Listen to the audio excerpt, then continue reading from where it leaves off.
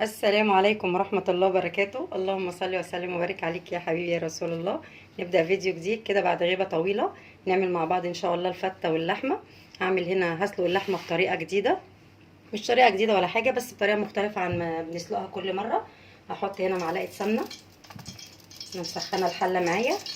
هنزل باللحمة على طول، لازم نسمع الفش كده يقتل المسام بتاعتها على طول.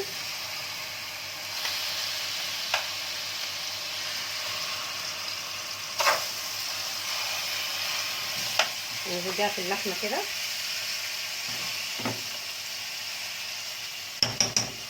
اول ما تاخد معايا اللون هقلبها الناحيه التانية عشان ما تجيبش معايا ميه. لازم انزل السمنه تكون سخنه جدا عشان ما تجيبش معايا ميه، هي معلقه سمنه مش اكتر. كده هبدا اقلبها على الناحيه التانية. لو لسه ما اتحمرتش كويس هتتلزق معايا، مش هينفع اقلبها على طول.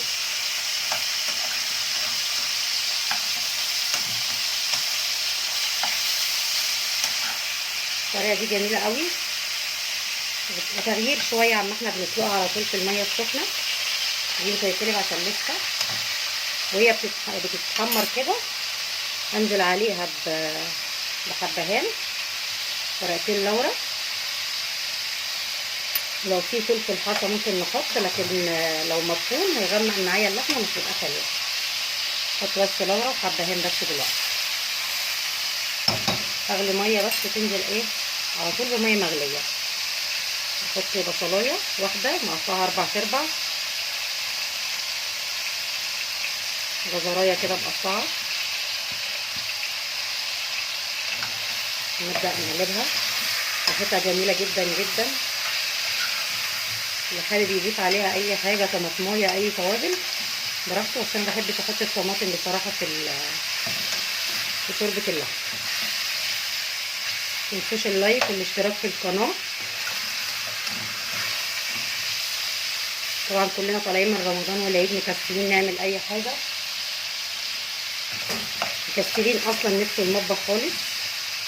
فدي اكله خفيفه كده، لحمه وفته وصينيه رقاق على طول.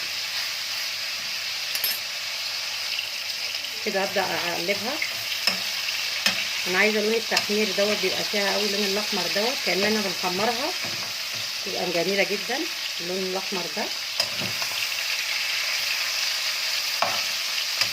ما جابتش اي ميه خالص، مفيش غير معلقه السمنه اللي انا حطيتها في الاول.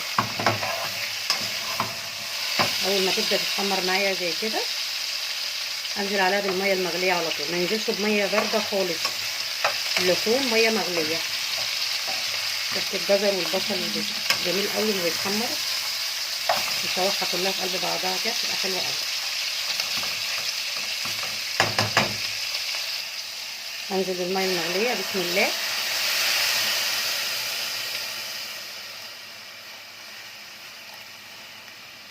اللحمه بسويها على نار هاديه خالص، بتطلع لي شوربه جميله جدا. بالطريقه دي مش هتطلع معايا ريم ولا اي حاجه. كده ما شاء الله جميله جدا. ازودها كمان ميه تاني، هنقلها بقى على العين التانية ونشوف ايه هنعمل بعد كده ايه. هنا حطيت معلقه سمنه مع معلقتين زيت، وغسلت شويه رز. نعمل شويه رز ابيض كده. رز الفته بيكون ابيض، ما بحبوش بشعريه او اي حاجه، لا هو ابيض بس. هبدا اشوح فيه كده شويه، احط عليه ملح ورشه فلفل اسود بسيطه بس تعمل معايا ريحه. وبعد كده انزل عليه بميه مغليه.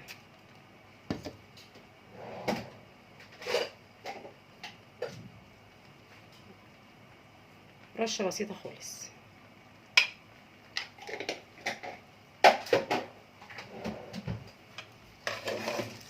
ونزلت عليه بميه قبل ما يتشوح كده هيعجن معايا، مش هيبقى مفلفل وحلو. اشوحه بس في السمنه والزيت كده. ممكن نحط سمنه بس وممكن نحط زيت بس.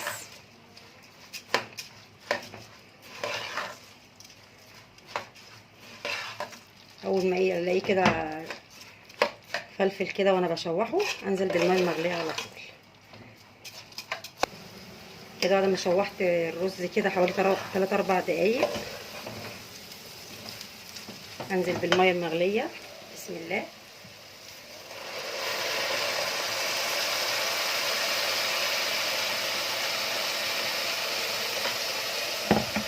نحط له المقدار.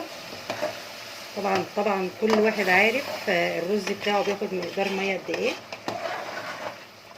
ده رز بلدي عادي خالص،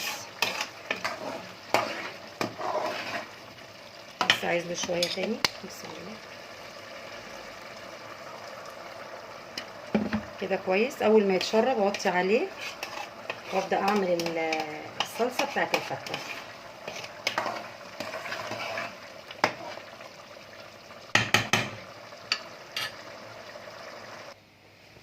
نشوف الرز بعد ما اتشرب. بسم الله. جميل جدا. الفلفل طبعا كلنا من عشاق الفته.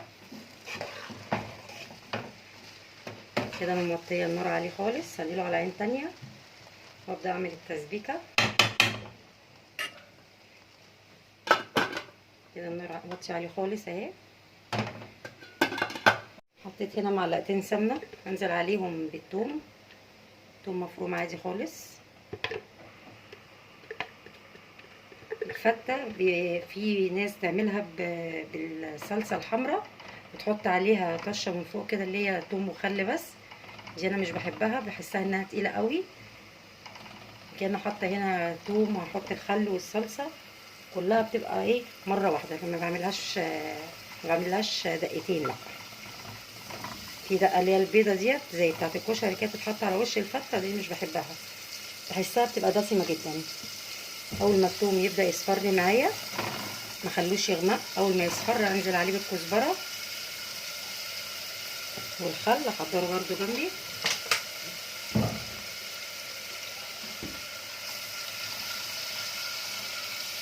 يبقى احنا كده عين عليها اللحمه والرز والصلصه بنعملها هنا كله في وقت واحد كده. هنلاقي الاكل ما اخدش وقت خالص، ما شاء الله بيخلص على طول. انا بعمل كل حاجه هنا على العين دي عشان التصوير، لكن لو غير التصوير بشغل العين كلها مره واحده. انا بقالي فتره ما صورتش، كنا واخدين كده اجازه كده واتبعت كده شويه عن التصوير وعن اي حاجه، نريح كده يومين عشان خارجين من رمضان بصراحه فاصلين شحن خالص كلنا، وبسبب ابني واللي عمله فينا اول يوم العيد. الحمد لله، قدر الله ما شاء فعل. الحمد لله، ده اللي خلانا ناخد ريست كده شويه. الحمد لله، ناخد هدنه قبل الامتحانات بقى. دعواكم كده معانا للاعدادي وللثانوي العام، ربنا يا رب ينجحهم وينجح حبايبكم كلهم يا رب. كده الثوم بدا يصفر معايا، انزل بس ايه رشه بسيطه خالص كزبره، ما اسيبهاش كتير عشان ما تمررش معايا. كده انزل بالخل على طول. بسم الله.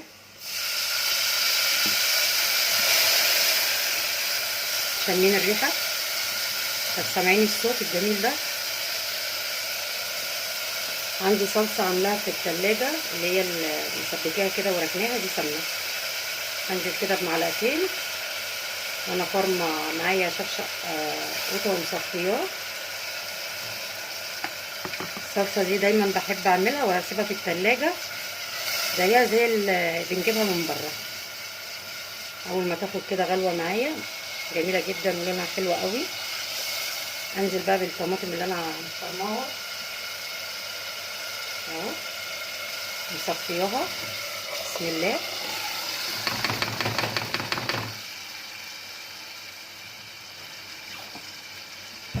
ننزل برشه ملح،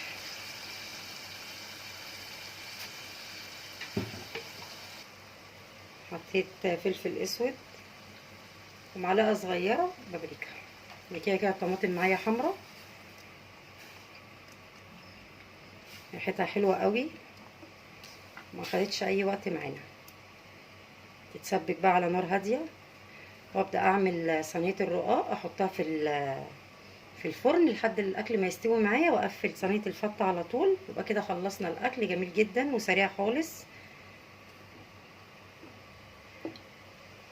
هنا هحمص العيش، احطه في الفرن كده، عليه معلقتين سمنه ومعلقه ملح ومعلقه كمون، بيخلي العيش حلو قوي. رشه كمون كده، نقلبه كله. هحطه تحت الشوايه في الفرن، وافضل كل شويه اقلبه، هيتحمص معايا على طول، مش هياخد وقت ان شاء الله. لحد ما احضر صينيه الرقاق هيكون هو خلص على طول. انا بحب اعمل كميه العيش كتيره شويه، لان الولاد بيحبوا ياكلوه محمص. فانا عارفه ان انا هاخد نص الكميه ونص الكميه ان شاء الله، كده يتاكل بالف هنا. تعالوا نبص كده على الصلصه واللحمه بسم الله. حطيت هنا ليمونه في الشوربه. بسم الله. الرز كده هطفي عليه خلاص، الصلصه موطيه عليها كده، موطيه كله على الحلال. هطفي على الرز كده خلاص، خلص معايا، موطيه على الشوربه. خدت شويه شوربه من اللحمه، حطيت عليها معلقتين سمنه وشويه ملح، عشان ما حطيتش طبعا ولا فلفل اسود ولا ملح في الشوربه. تبلتها كده بشويه ملح وفلفل والرقاق. ودي اللحمه اللي كنت معصجاها قبل العيد، حطها في الفريزر، طلعتها فكت معايا. هبدا اعمل صينيه الرقاق ان شاء الله، تكون سهله وسريعه.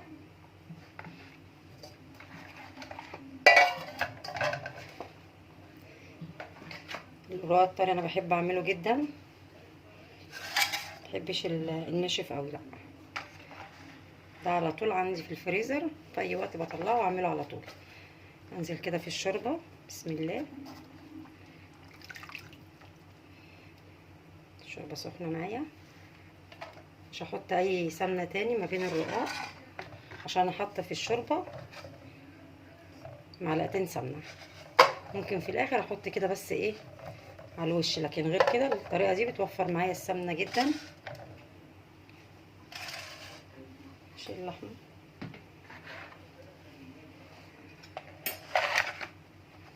احط 4 رقات تحت و4 من فوق كده. حطيت 4 بس. بسم الله. نحط اللحمه، ممكن نحط لحمه، ممكن نحط شاورما، ممكن نحشيها جبن بس.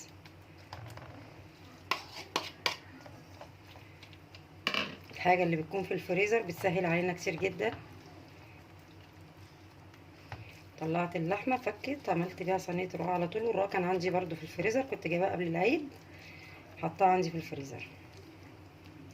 عرفت ان انا كنت هعمل اكل اول يوم وتاني يوم، بس اتعزمنا بره، يوم عند اختي الكبيره، يوم عند ماما، يوم كان فسحه بره، فكنا فاصلين شويه عن الاكل عن البيت.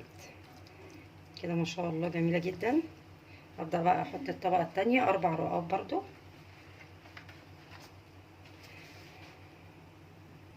هتبقى حلوة. لو بينا واحده مقطوعه مش مشكله، حتى لو متكسر نحطه في النص، كله بيشبك في بعضه، ما بيبانش. الزيادات دي ندخلها كده من طروف الصينيه. اخر واحده نلف بقى الصينيه كلها عشان تطلع معانا، تكون متماسكه، ما تكونش فكه في الاخر واللحمه تطلع منها. اتنيها لتحت كده.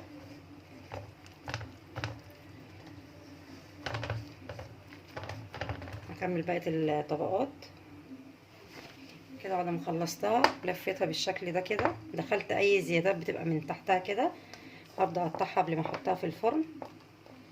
اي تقطيعه بقى، سمبوكسات، مربعات، اي حاجه بنقطعها قبل ما تدخل الفرن، تسهل علينا كتير بعد ما بتطلع. اي شكل بقى واي طريقه انتوا عايزينها.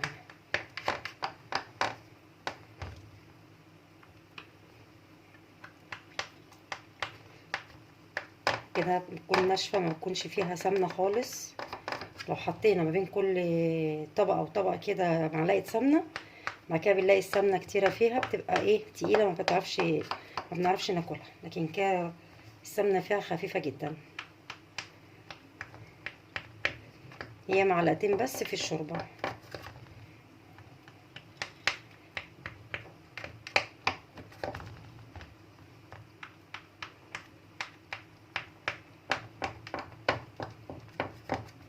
بالشكل ده نحطها على طول في الفرن، ما بتاخدش وقت خالص.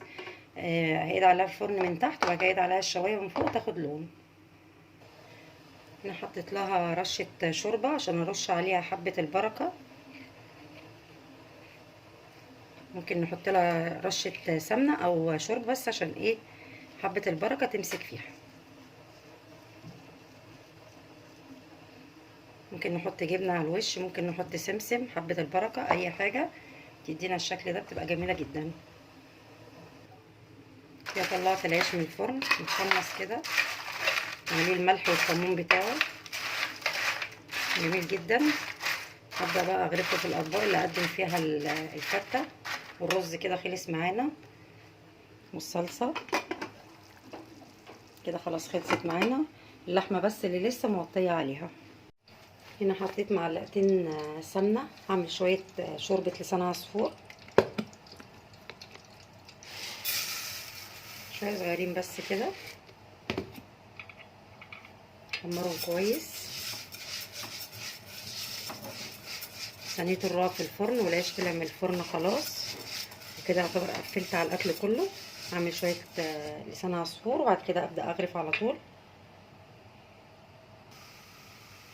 هنا احط جزرتين كده، هما كانوا جزرتين في التلاجة، خدت بالشوربه ودي واحده كده وقطعتها لسان عصفور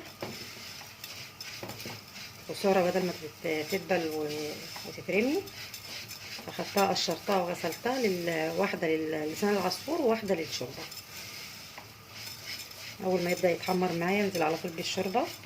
الشوربه خلاص كده خلصت معايا، مغطيه بس النار عليها خالص لحد ما احط الملح والفلفل الاسود.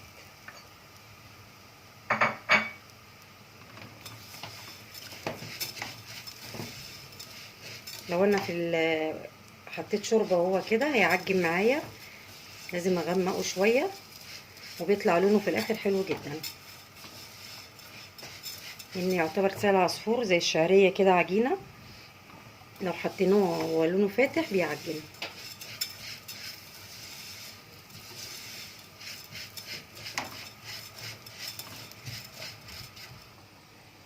كده خلاص الشوربه خلصت معايا، هديها رشه فلفل اسود،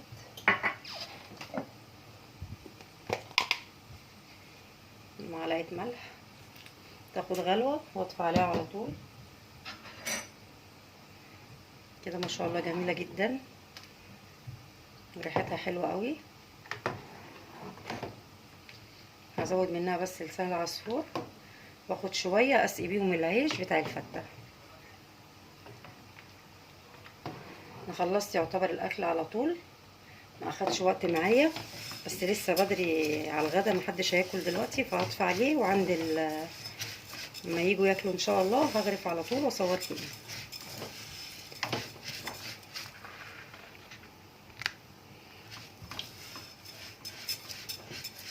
الفلفل الاسود ما بضيفوش على الشوربه الا في الاخر، لو ضفته من اول الشوربه كده ما حطيتها اللون بيغمق معايا ما بتبقاش حلوه. الفلفل الاسود والملح اخر حاجه خالص قبل ما اطفي على الفراخ او اللحمه او اي حاجه بسلقها، ازودها الفلفل الاسود والملح على طول. كده ما شاء الله لسان العصفور كده كويس جدا معايا، ابدا ايه اضيفه بالشوربه.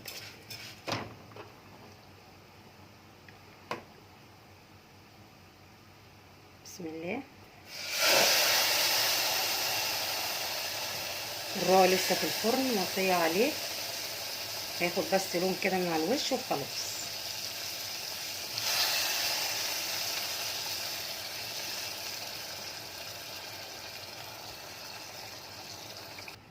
كده زودت لسان العصفور ياخد غلوه واطفي على طول عشان يفضل بالشوربه بتاعته كده.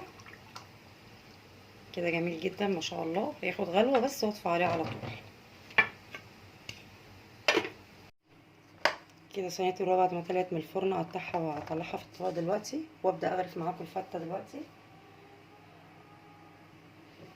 احلى لايك بقى لصينيه الرقاق، جميله جدا جدا.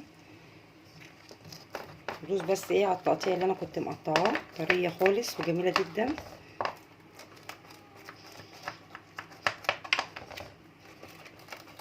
ما شاء الله جميله خالص وطريه ومفيهاش سمنه كتير. هي خلصت من بدري وطفيت عليها الفرن لحد ميعاد الغدا ما جه، وابدا اغرفها بقى. هنا حطيت شويه شوربه على العيش المحمصينه في الفرن. نبدا نطريه كده شويه بالشوربه، وهحط عليه برضو شويه صلصه ياخد من طعم الصلصه، وشويه رز عشان ما يبقاش عيش كده بشوربه، ميبقاش طعمه حلو قوي. في ناس كتير تقول طالما هو يتبل بالشوربه بتحمصوه ليه؟ بيبقى طعمه حلو جدا جدا بالسمنه، ومتبهر بالكمون والملح، بيبقى طعمه حلو قوي ومتحمص. وبعد كده نزود عليه شوربه، وبعد كده احط عليه شويه رز وكبشتين صلصه بتاعت الفته. كده حطيت عليه صلصه سخنه والشوربه سخنه، ده اللي هيخلي العيش معايا يبقى طري. ممكن نحطه على البوتاجاز ياخد غلوه بالشوربه، بس انا مش عايزه كده عشان ميبقاش عجينه قوي، يبقى فيه ايه قرشه بسيطه كده. رز مفلفل وجميل جدا، مع انه برد شويه، مش عدى عليه وقت بعد ما قفلت عليه. كفايه دول. هقلب بقى الطريقه دي كانك تاكلي الرز كده، الفته كده، من غير ما نحط رز ولا حاجه عليها. كده بعد ما غرفت العيش المحمصينه بالشوربه والصلصه وشويه رز، نغطيه بقى بالرز اللي احنا عاملينه الابيض.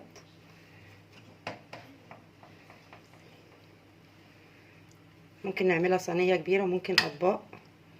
انا عملتها على 2 كده، ونحمر اللحمه ونحطها على وش الفته.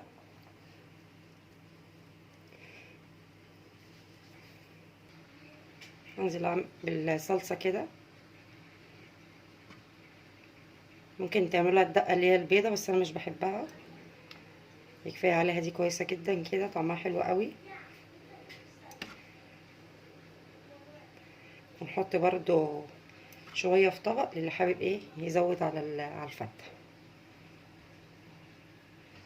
كده بعد ما حمرت اللحمه، حمرتها في الفرن كده تحت الشوايه بشويه فلفل وملح، تحت الشوايه من غير دهون خالص.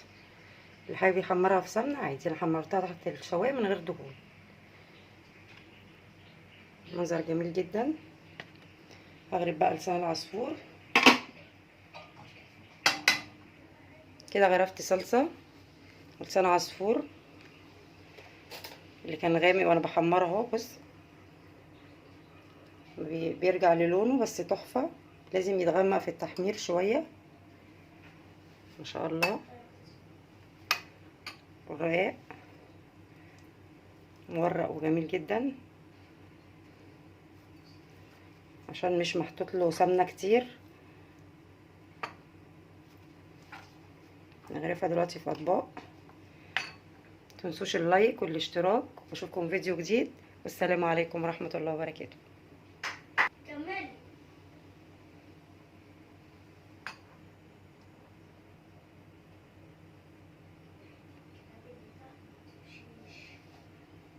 ريحة الكلاب اللي تحت ما بتمشي.